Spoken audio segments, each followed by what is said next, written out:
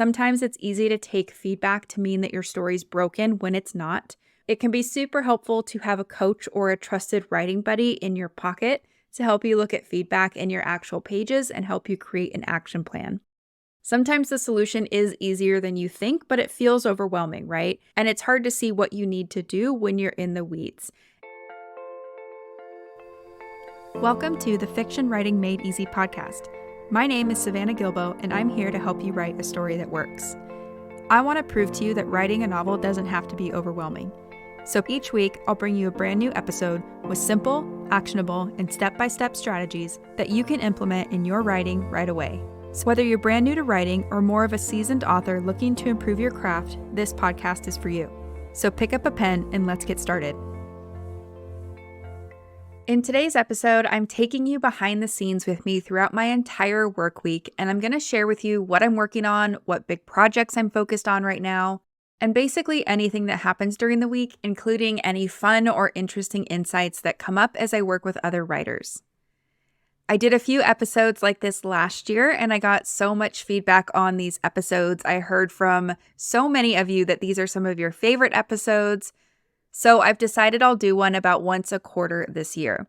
And personally, I love doing these kind of episodes because I'm always curious to see, how people set up their day, what they're working on, how they choose what they're going to actually work on that week, and things like that. So I thought you might be curious to know what I do all day as an editor and a book coach, what I focus on, and how I navigate through all of my action items. So that's what this episode is all about.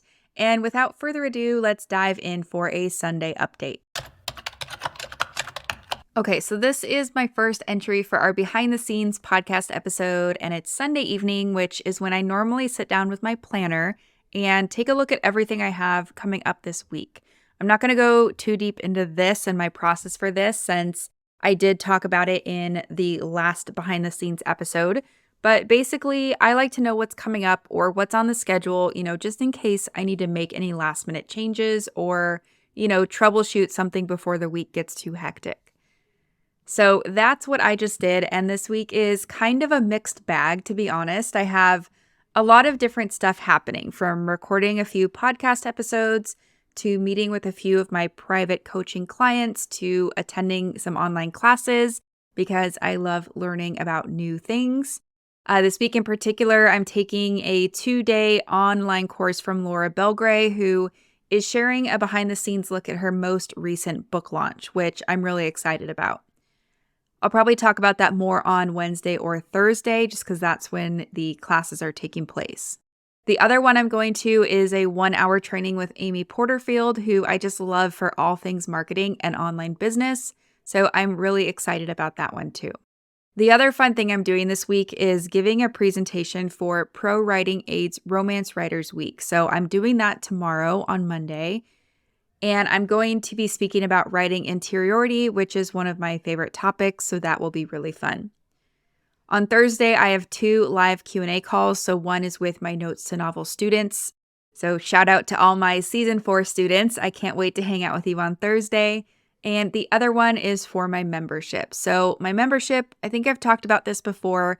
It's for anyone who has gone through the Notes to Novel program and wants additional community support and accountability as they finish their drafts.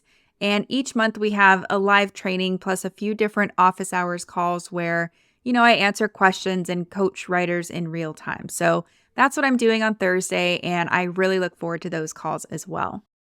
Also, the 3rd Crescent City book from Sarah J. Maas comes out this week, and I'm so excited to read that. I'm almost done with my reread of books 1 and 2, and I can't wait to see what she has up her sleeve for book 3. So excited to dig into that this week. And then, other than all of that, I have a ton of other small things to do in between those bigger things. So I'll definitely get into more details about those as the week unfolds, but those are kind of the big picture things I'm looking at this week. And I'm going to end my Sunday update there because I need to go make dog food. If you've heard any of these behind the scenes episodes before, you know that I home make my dog's food every Sunday evening. And I follow a recipe from a company called Just Food for Dogs, and all 3 of my dogs are absolutely obsessed with it. This week I'm making the turkey macaroni recipe, so it's pretty much what it sounds like. It's 5 pounds of turkey, some carrots, zucchini, broccoli, cranberries, and whole wheat macaroni.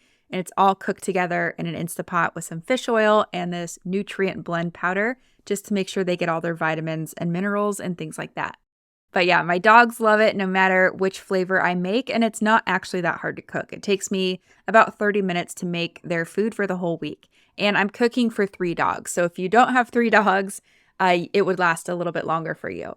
And it's really funny because every time I mention making food for my dogs, I get a lot of messages asking for more information, which I love. I love that so many of you want to make your pets food as well.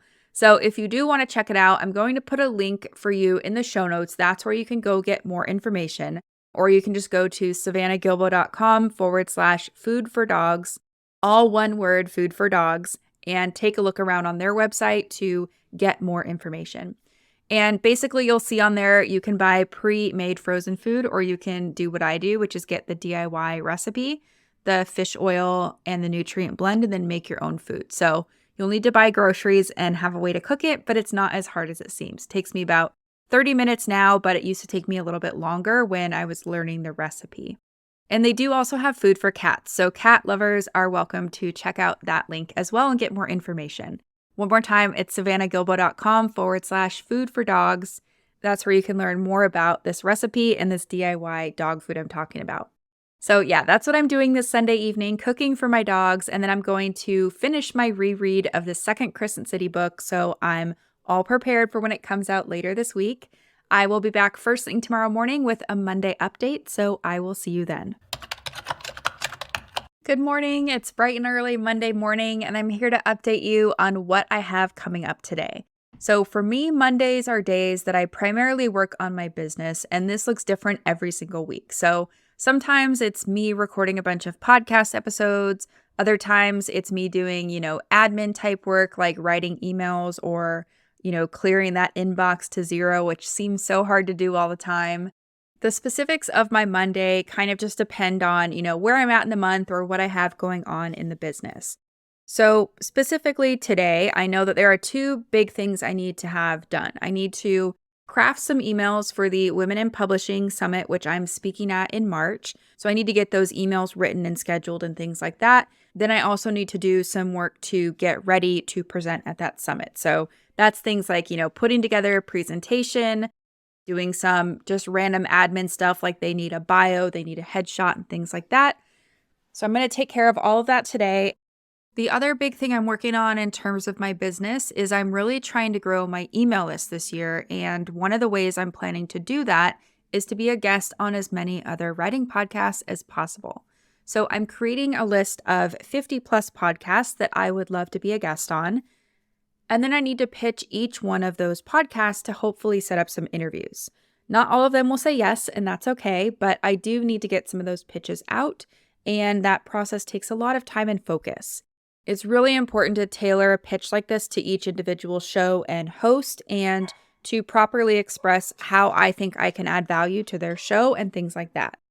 So it's a time-consuming process, but definitely worth it in the end. And then after that, I have some random stuff to do today that I will catch you up on at the end of the day. So I hope you have a good day today, and I will check in later with my Monday evening update. Okay, I'm back for a Monday evening update.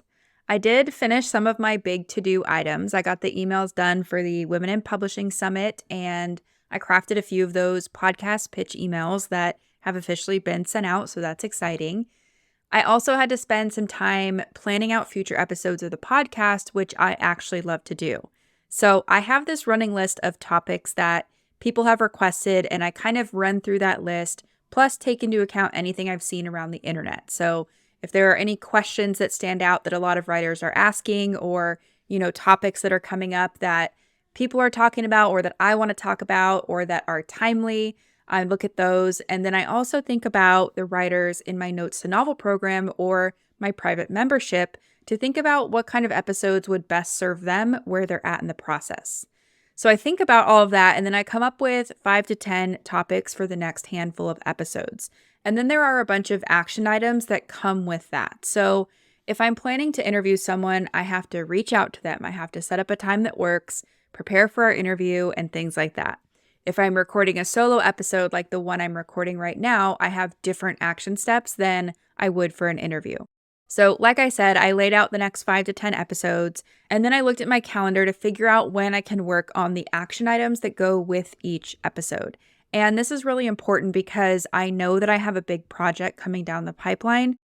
So, in order to have the time and space for that big project, I need to get the next 5 to 10 episodes done relatively quickly or sooner than I'd get them done if I didn't have this big project coming up. So I had to figure all of that out, and I did. I feel pretty good about where I landed with the plan, at least. Things always change when it's time to execute on plans, right? But for now, I feel pretty good, and I'm really excited about some of the upcoming episodes. And then after all of that, I went through my inbox. I replied to a bunch of emails because Mondays are always busy inbox days. And that's really it. That's what I did today. I got done what I needed to get done, and I'm feeling pretty good about where I'm at. So now it's time for walking the dogs and dinner and stuff like that. So I will sign off for today and be back first thing tomorrow with another update. Talk to you then. Good morning. I'm here for a Tuesday update, and this one's going to be quick because my Tuesdays are all about client work. So I have some calls today and tomorrow, and then when I'm not actually talking to my clients, I will be working through their pages, giving them feedback and things like that. So that's basically what I'm doing today, and I did want to mention that at the time of this recording, I'm not currently taking on private coaching clients. After I do an episode like this, I always have people reaching out asking about my availability, so I just wanted to throw that out there. If you do want to work with me on your story, the best way to do that is through my Notes to Novel program, which I will link in the show notes. Okay, so I'll be back later this afternoon with another update on how everything went today. Hey there, it's Tuesday evening now, and I've had a really great day of client calls. I love all of my private coaching clients, and I really get a ton of joy from talking to them and helping them with their stories. It lights me up, and I absolutely love it. But I want to share some things that came up today that I thought were interesting because you might find them interesting or helpful as well. So first of all, a writer I worked with last year reached out to me because she was having trouble querying her story. So basically, she had been querying and she had 5 full requests and 4 partial requests, but no offers of representation just yet. So she wanted me to read through her draft to see if I could identify anything that might be turning agents off of her story. And the reason I'm telling you all of this is because if you ever find yourself in that situation, you can kind of triage what's happening to figure out what to do next. So what I'm going to do is I'm going to look at her materials in the order that an agent would read them to see if I can identify where the problem is. So for example, I might read her query letter and it might promise a different kind of story than what's actually in the manuscript. Or it might make the story seem to have rich conflict and stakes, but maybe the manuscript doesn't quite live up to that expectation. I don't know yet because I haven't gone back through her pages since initially reading her draft years ago, but I do expect that I'll find something that doesn't quite match between the query and the synopsis that's, pulling those agents in and getting to the result of 5 full requests and 4 partial requests and what's in her actual story. It could just be a problem in the opening pages, so maybe agents like the story from the perspective of the query or synopsis, but maybe the beginning's too slow. Who knows? So I'm going to dig into that and see what I find, and you can do the same kind of exercise when it comes to your story as well. Now, the other thing I want to mention is that about a week and a half after sending me her pages, so this is before I even started reading them, she got an offer of representation from one of those agents that had requested her full manuscript. So there could still be a mismatch between the query or synopsis and the manuscript. And this agent, might be willing to do the work with this author to fix that mismatch. Or there might not actually be a mismatch and it just took this long for the right agent to read her story. So it could totally go either way. And like I said, I haven't read her draft yet, so I can't say for sure, what the problem is. But I do think it's interesting how much can change overnight. She went from reaching out to me, a developmental editor, for a second opinion to having an offer of representation in about a week and a half. So it just goes to show how fast things can change and why it's important to not give up. But anyway, the other thing I wanted to share with you is that another writer I'm working with is working on 2 stories at once. And people ask me questions about this all the time. So they're like, should I work on only one story? Is it okay to have two different projects going? Or what do you do when you have a new idea for a story while writing another one and things like that? As with most things, there's not a one-size-fits-all answer, but I did want to tell you about what this writer is doing because I think it's really interesting. So basically, she finished the first draft of a fantasy novel and she put that aside to let it marinate. She knows some of the things she needs to do in editing, but she hasn't read back through the draft or dove into any of the edits just yet. Now, in the back of her mind, she's had this other idea, so a young adult romance novel that she wants to write. And so once she put the fantasy draft down, she gave herself permission to outline the young adult romance. She really wanted to get all those ideas out of her head and into some kind of outline, so that's what she did.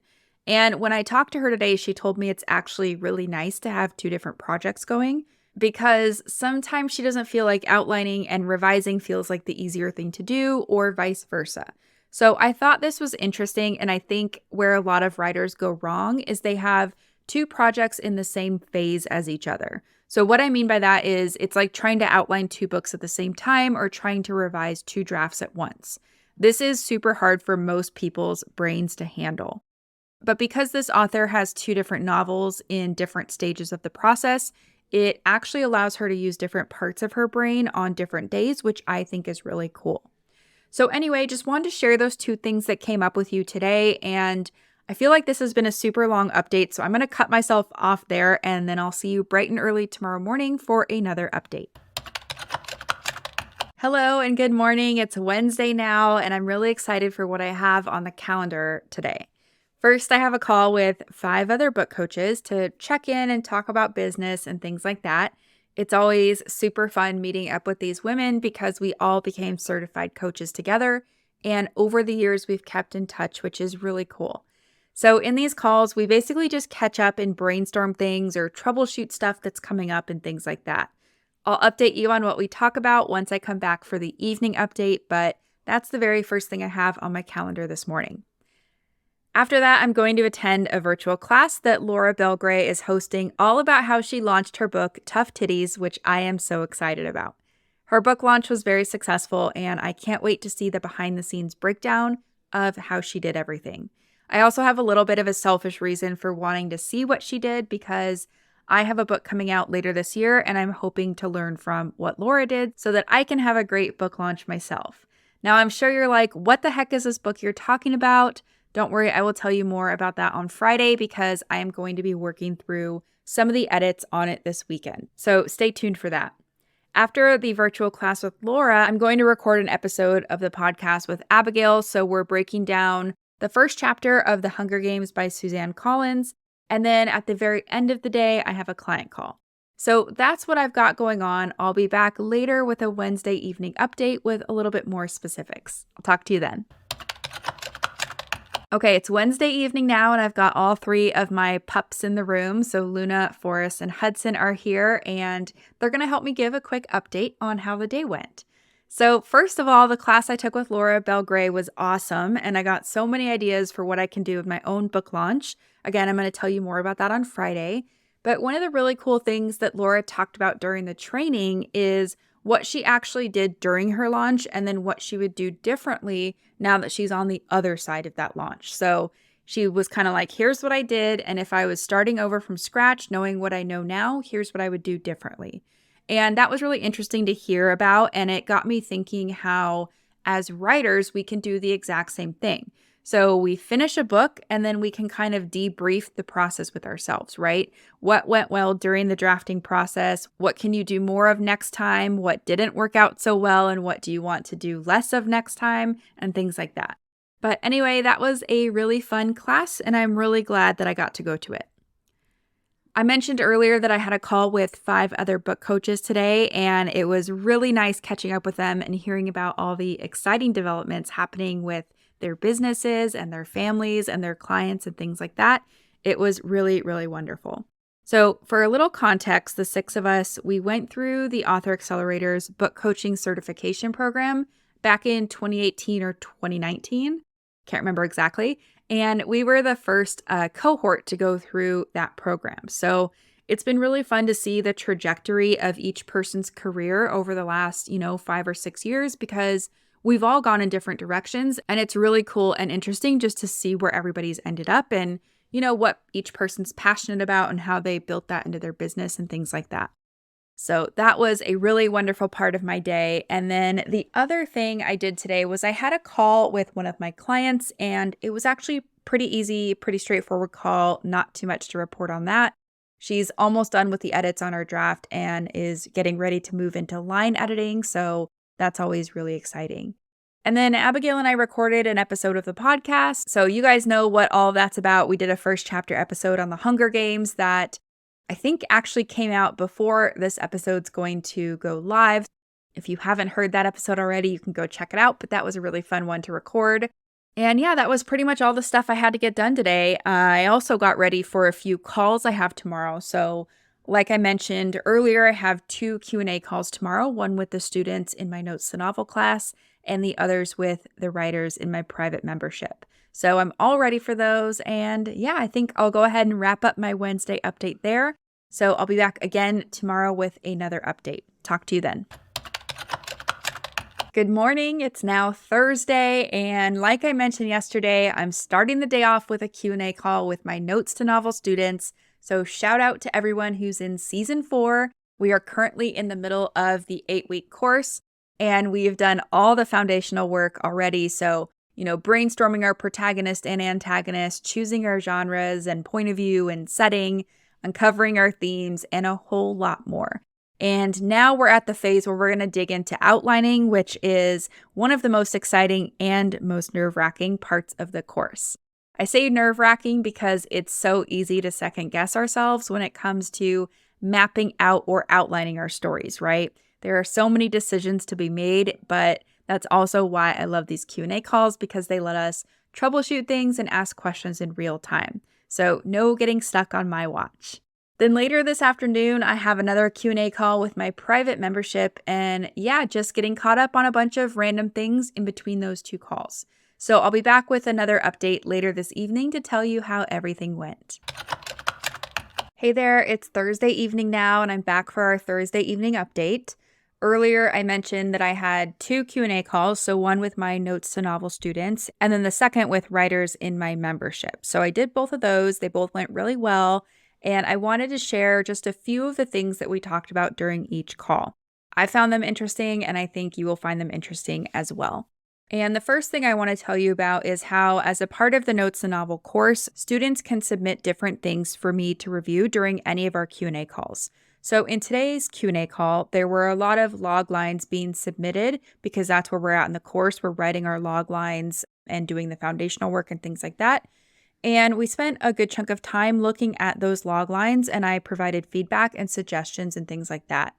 But I wanted to bring this up because this is an exercise I highly recommend you do with your story as well. If you don't know what a logline is, it's essentially a 1 to 2 sentence summary of your story, and you can craft it before you've even outlined or written a single word of your book. Now that in itself, writing and zeroing in on what your story is really about and putting it into a 1 to 2 sentence, that's a really great exercise in itself. But I also like the idea of sharing that logline with other people and asking them, does this sound interesting? What questions do you have after reading this logline? Does anything not make sense? And things like that. It can be a really good way to get an early read on your story, and it can help you identify which areas might need some strengthening or further development. So that's what we did today. It was really fun. I love seeing everyone's ideas develop and get sharper and more specific as the course goes on.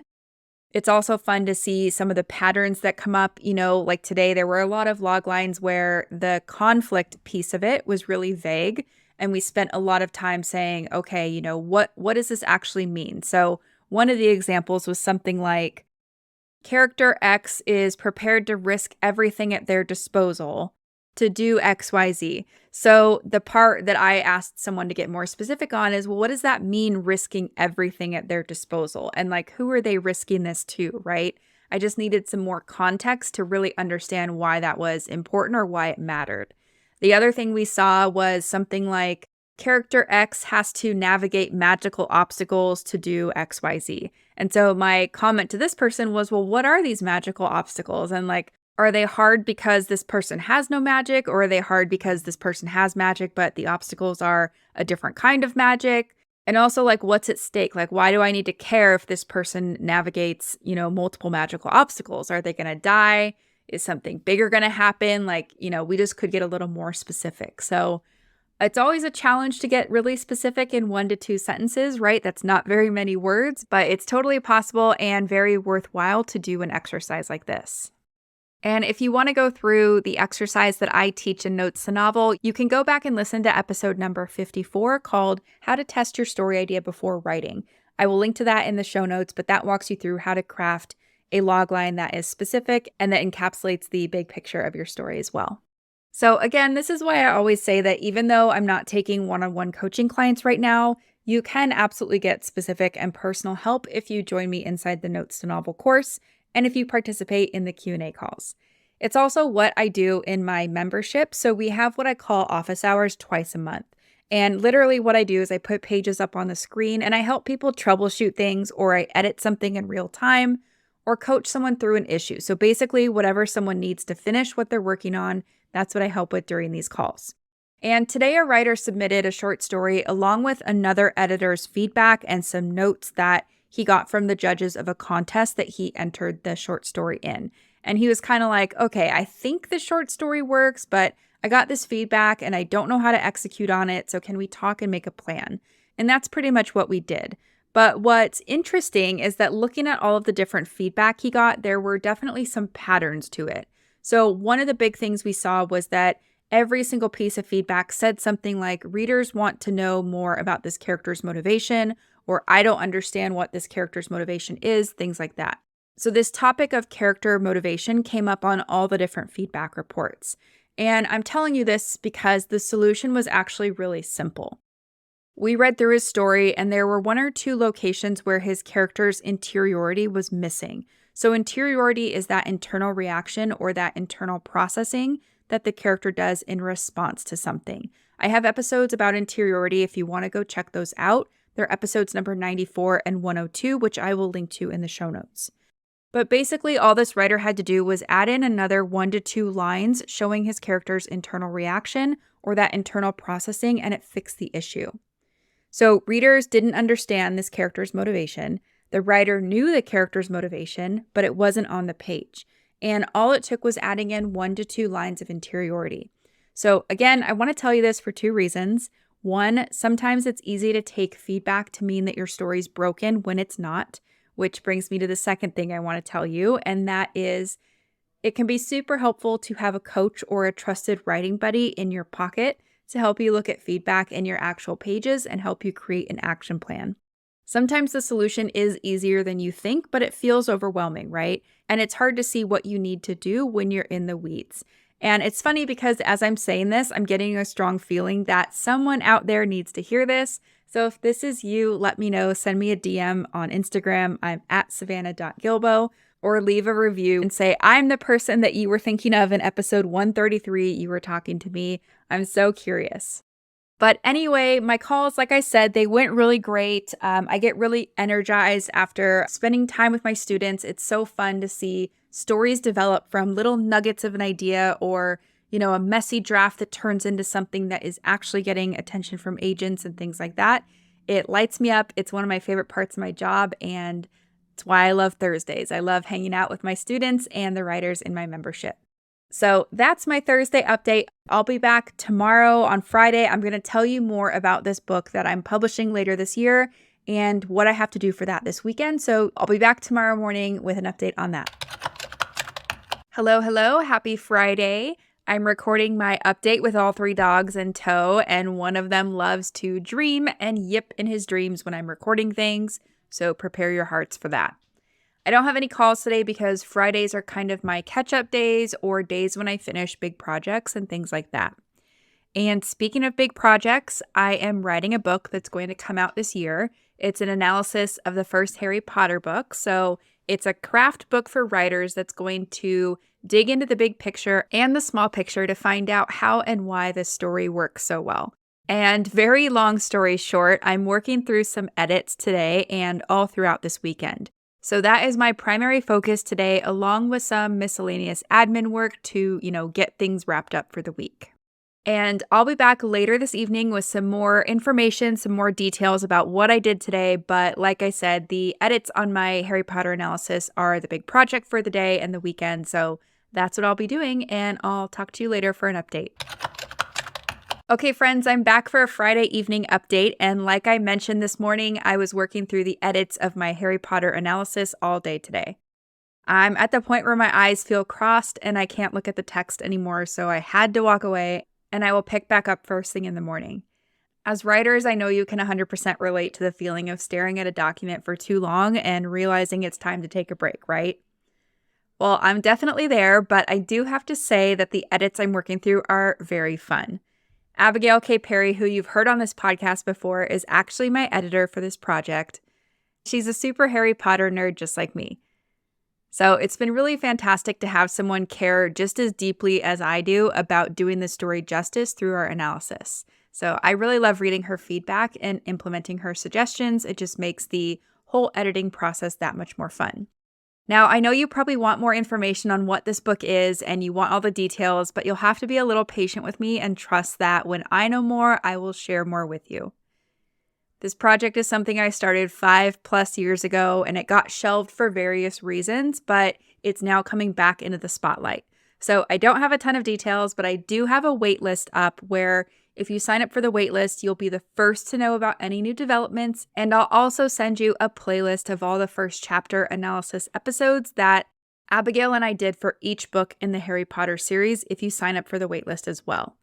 The book is going to be very similar to the analyses that Abigail and I have done for the first chapters, so think of this as a little sneak peek. If you do want to be the first to know more information about this book, go to savannahgilbo.com/HP, so HP as in Harry Potter, and I will make sure to send you that playlist as well as updates as soon as I get them. So one more time to get on the waitlist for this book, it's savannahgilbo.com/HP. I will link to that in the show notes as well for easy access. So this is what I'm going to be doing all weekend. I'm going to be working through these edits, and I know I have multiple other rounds of edits ahead of me. So this is why I was saying back in my Monday update that I had to make space for a big project. If I hadn't taken the time to make the time and space for it, I would feel super overwhelmed and I'd be all over the place, probably dropping the ball on many different things to accommodate the workload. But because I knew it was coming and I was able to, pause and reevaluate what's currently on my calendar and then carve out the time to actually work through the edits, that was a big help. So this is why it's really important to A, have some kind of calendar or planning system to keep track of everything, and then B, to be really realistic about your time. Otherwise, any unplanned opportunities or conflicts will essentially blow up everything you're working on and really, mess with your productivity. I mean, that's the case for me at least. So anyway, that's what I'll be doing this weekend, and that is the end of this Week in the Life episode. I hope you enjoyed coming along for the ride this week. I know I had fun taking you with me. I got to share some of the things with you that I typically don't get to talk about on this podcast because I'm usually talking about how to write or edit or publish a book. And it was just fun taking you behind the scenes with me and sharing some of the things I don't get to talk about much. So I hope you enjoyed the journey with me, and I will be back next week with another new episode. So I will talk to you then.